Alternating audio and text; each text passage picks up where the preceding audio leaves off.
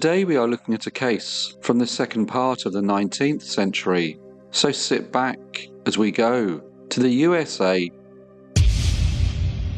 George Wheeler was born in 1847 in Portland in Maine, which at the time was a thriving city port, known for its bustling harbour and close-knit, respectable families. Later he moved to Boston, where he found work and tried to build a life for himself. On Christmas Day in 1870, he married Miss Mary Tilson, a young woman who, like himself, was from a respectable family, and she was admired in her community for her propriety and character. Their marriage was seen as one of social compatibility and promise, and reflected the expectations of both families. For a time, the couple appeared to enjoy a quiet and settled domestic life. Their household, however, was shadowed by sorrow early on. Their marriage produced only one child, who died in infancy. The loss was a heavy blow, and in the months that followed, a doctor's consultation brought further disappointment.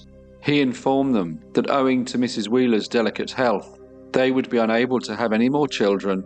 It was an atmosphere tinged with grief and resignation, but soon after, another very troubling element emerged. George admitted to his wife that since the early days of their marriage, he had been intimate with her younger sister, Miss Adela Tilson, and she was now with child. The confession caused deep distress, but concerned for the family's reputation and the potential scandal such knowledge might bring, they decided to keep the impropriety of the relationship hidden from the public eye. George and Mary then moved to New York, taking Adela with them. However, following the birth of the baby, tragedy struck again, and the child died soon after. Following these unhappy events, George and Mary decided upon a move to California. They thought that distance might bring a measure of peace, and perhaps a fresh beginning. The move was presented to friends as a pursuit of business opportunities, but for them, it was really an escape from the shadow of past sorrows and the whispers of social scandal. However, they did not go on this journey alone. They were accompanied by Mary's sister Adela. They settled in the small town of Cisco, where George obtained work operating an engine at a nearby silver mine. It was there that he became acquainted with Mr. George Peckham, a man well known for his work as a miner and his frequent visits to the gambling tables. Mr. Peckham soon became acquainted with Miss Tilson and seemed to be quite taken with her. They went riding together, and it was apparent that he paid her particular attention. This, however, did not please Mr. Wheeler, and when he questioned his sister-in-law about this matter, she assured him that nothing improper had passed between them. Although he wanted to believe Adela, he decided to speak to Mr. Peckham about his interest in his sister-in-law, and when he did, Mr. Peckham told him that he thought that Mr. Wheeler and his wife approved of the acquaintance. This response did not sit well with George. Soon after, he was confronted with more bad news, as his position at the mine was terminated, and he found himself out of work, leaving his household in a difficult financial position. Hoping to improve their circumstances, and drawn by the promise of work and opportunity in San Francisco, along with Adela, he travelled there and secured rooms at a lodging house at number 23 Kearny Street. At first, Mary did not go with them. Instead, she stayed where she was, thinking that her fortunes may change. But after a month, she decided it would be best to join them in San Francisco. However, when she arrived at the lodging house, she discovered that George and Adela were presenting themselves as husband and wife. Not wanting to create any awkwardness or scandal, she refrained from confronting them directly, and instead explained to the landlady that she was George Wheeler's sister-in-law. Although the domestic arrangement they undertook was somewhat unconventional, Mr. Wheeler arranged for his wife to have a separate room. For a few weeks they all seemed to be getting on quite well, but things took a turn when on Saturday the 16th of October, Mr. Peckham arrived at the lodging house, specifically to see Adela. This angered Mr. Wheeler greatly, and he told the young woman that she should not see Mr. Peckham. Adela said little in response, but she ignored his warning, and the same day she went out with Mr. Peckham, and was later seen by George Wheeler embracing him. When she noticed that she was being watched, she quickly broke away, but the image stayed fixed in Mr. Wheeler's mind. He told his wife what he had seen, and she in turn instructed her sister that she was not to behave in that way in front of others, as people in the house might think it strange, given that Adela had come there as the wife of George. George Wheeler thought very little of Mr. Peckham. In fact, he considered him to be a person of poor character. He told Mary that Adela had told him that she did not want to be with Mr. Peckham, and he did not understand why she continued to associate with him. On Monday, the 18th of October, Mr. Peckham and Adela were observed together at the Baldwin Theatre and were seen again the following day at the Tivoli. Each evening, they returned to the lodging house around midnight, drawing George's frustration even higher. By Wednesday, the 20th of October, George Wheeler, by now tired and exasperated by his sister-in-law's behaviour, decided to take more decisive action. He accompanied her to the home of Mr. and Mrs. Morehouse, hoping that she would stay there and that this would remove her from Mr. Peckham's influence. However, after just a few hours there, Adela told Mrs. Morehouse that she needed to return briefly to the lodging house to collect some clothing and promised that she would return in time for supper. When she arrived at number 23 Kearney Street, George was there, and the young woman told him that she had been intimate with Mr. Peckham and that she intended to leave with him and get married. The conversation that followed was tense and emotional. George, torn between desperation and devotion, told her that he would rather have her blood on his hands than see her in the company of a scoundrel like Mr. Peckham.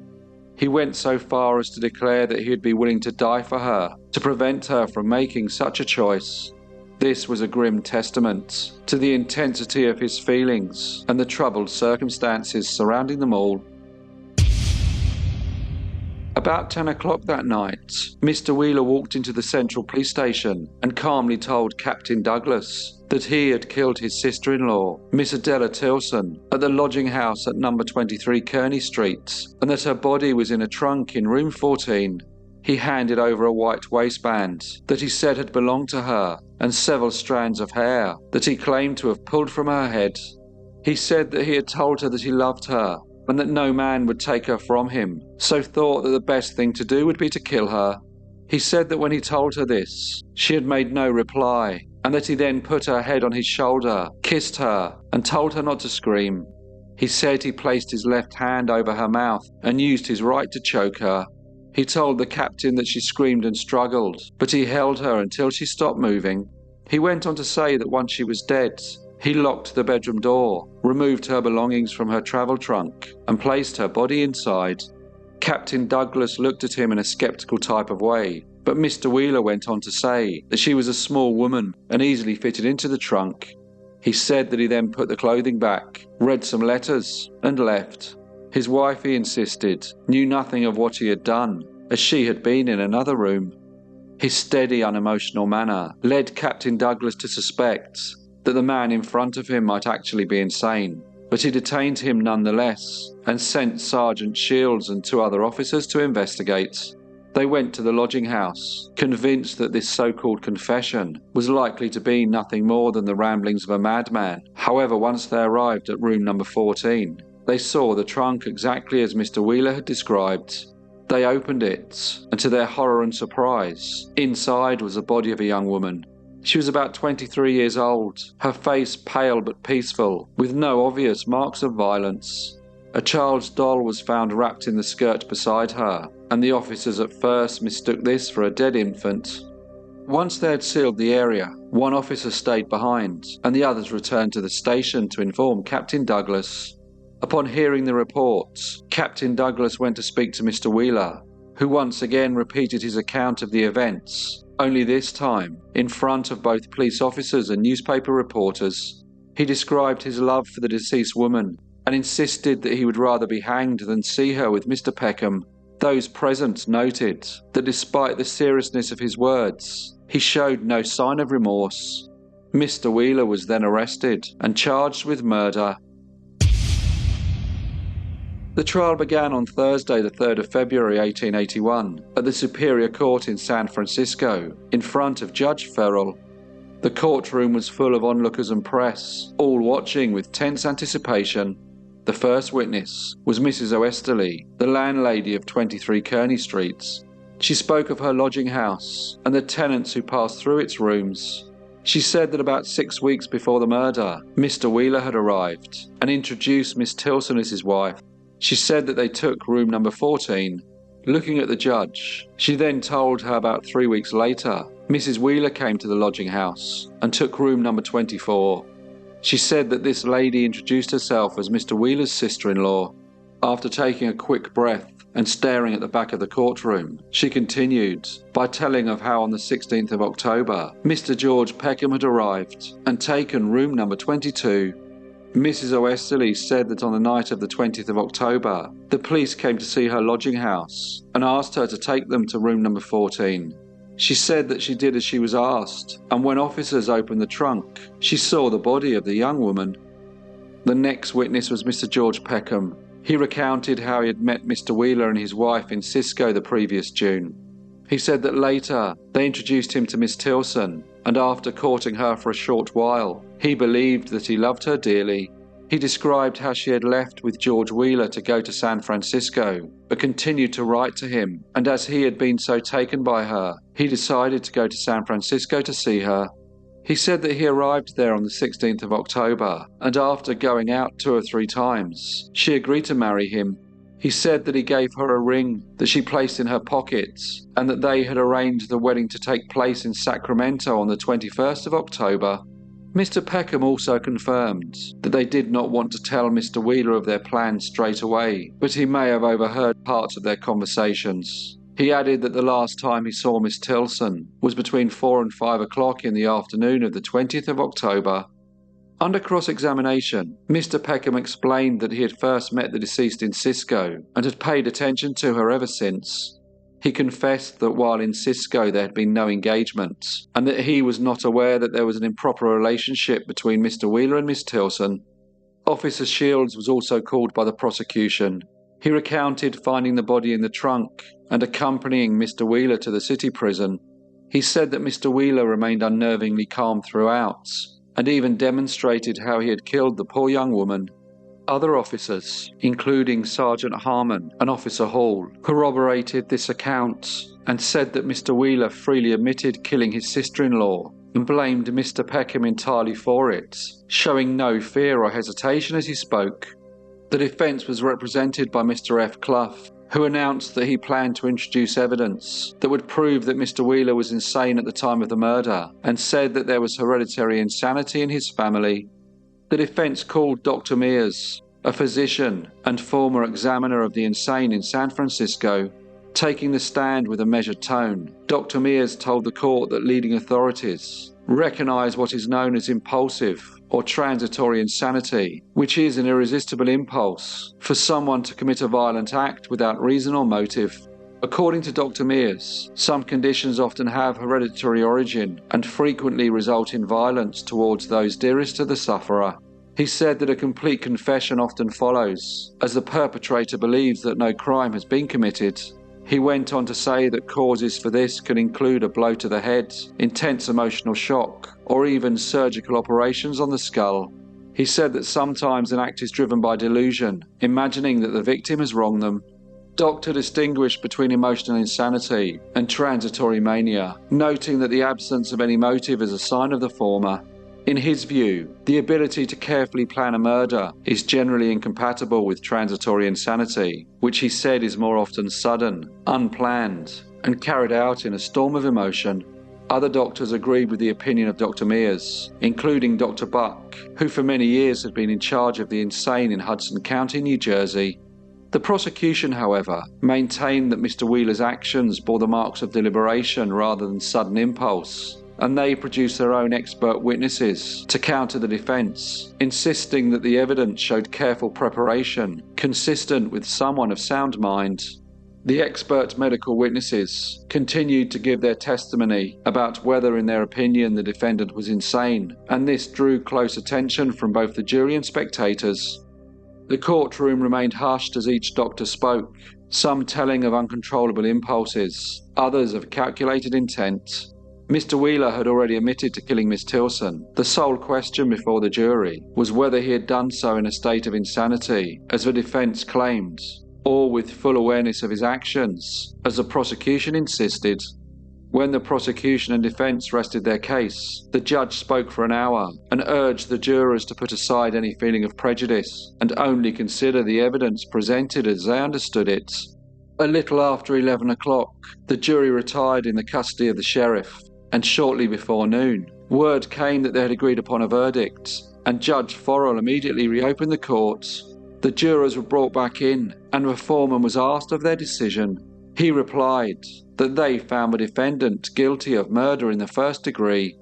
The deliberate words seemed to cut through the packed courtroom, and Mr. Wheeler gave a visible shudder, but then resumed the impassive look he had maintained throughout the trial. For a moment, all waited to hear if the jury would recommend mercy, but they did not. George Wheeler was then sentenced to death. The defence appealed the verdict, and eventually a second trial was granted. Due to the lengthy appeals process, it was not until September 1882 that the retrial commenced, and once again before Judge Forrell. The courtroom was again filled with spectators, reporters, and those who had followed the case from the beginning, all eager to see whether Mr. Wheeler's fate would be different this time. The proceedings revisited much of the same testimony as the first trial, with expert witnesses called to argue whether George Wheeler had been insane at the moment he committed the murder of Miss Tilson.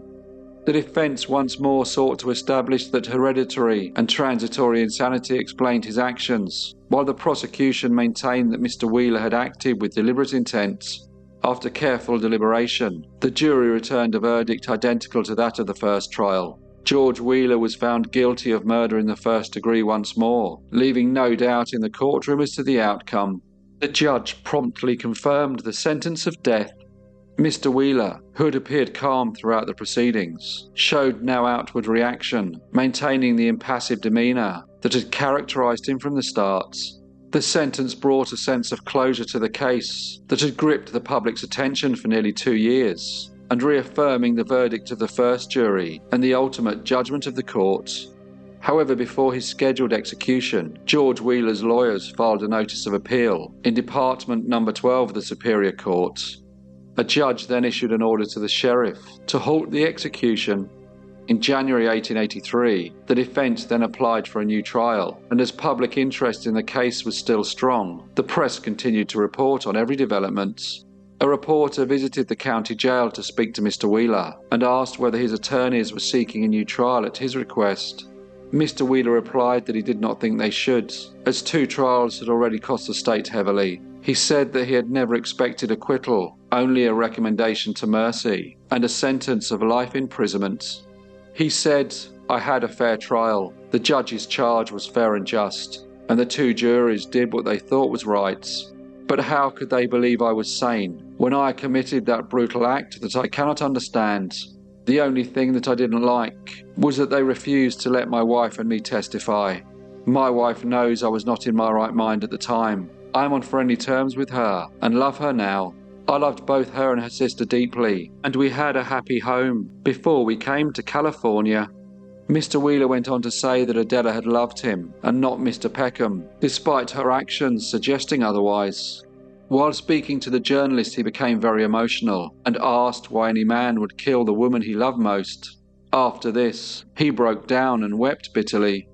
The appeals and requests for retrials continued, and in December 1883, nearly a year after Mr. Wheeler's interview with the journalist, his attorneys filed an affidavit stating that testimony from new witnesses was essential for the defence and could influence a different verdict.